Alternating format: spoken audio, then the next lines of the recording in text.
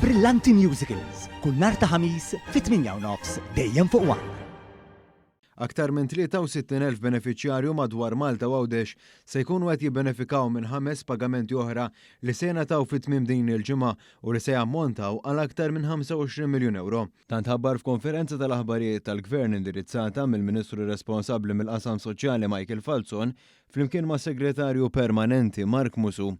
Fil-fatt, fi preżentazzjoni li tas Segretarju Permanenti Musu ġie spjegat kif il-benefiċċji li għalihom se jkunu qed joħorġu l-pagamenti tagħhom huma il-bonus għal dawk li ma jikkwalifikawx għal pensjoni kontributorja, lotja għal ċittadini anzjani, il-benefiċċju addizzjonali għall-għoli tal-ħajja, il-bidu tal-ħlas tal-aġġustamenti fil-pensjoni għal pensjonanti mwilda qabel l-1962 u anke il-pensjonanti Romol.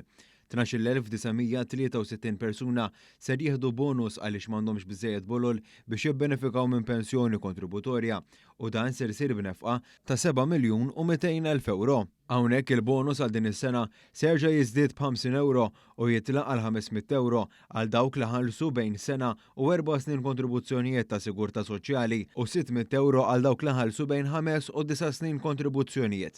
Fit-tmiem din il-ġimgħa ser tingħataw wkoll lotja għal ċittadini anzjani fejn 39,980 persuna se jibbenefikaw minn din lotja li ser issir b'investiment ta' 14.9 miljun euro.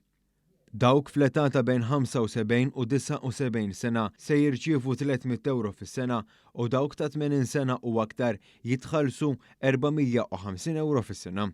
Segretarju Permanenti Mark Musu qal illi ser isiru 3,520 pagament ieħor tal-benefiċċji addizzjonali tal-kola. Wara li f'Deċembru ħallasna aktar minn 92,000 familja, issa ħankunu qed inħallsu 3,500 oħra biex bekk issa n-numru ta' familji li ikkwalifikaw għal dan il-benefiċċju ħajkun qed jersaq lejn kważi 96,000 familja. Intant Musu kompla jgħid illi d-Dipartiment tas-Sigurtà Soċjali diġà qed jipproċessa dawk il-każijiet ta' pensjonanti mwilda qabel l-1962 sabiex b'mod gradwali jieħdu l-istess rata ta' pensjoni ta' dawk il-persuni li twildu wara l-1962.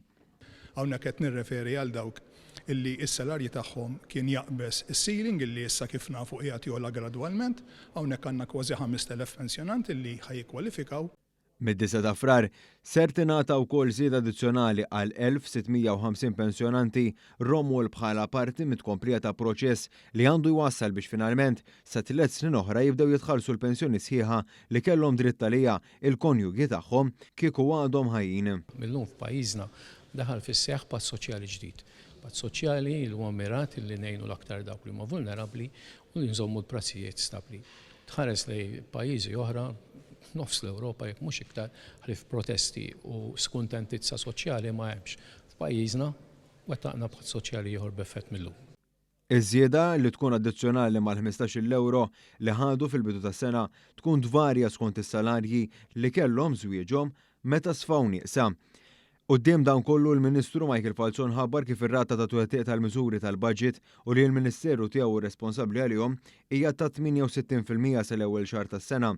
Dan fil-waqt li r-rata ta' twettiq tal-miżuri tal-manifest elettorali hija ta' 57%.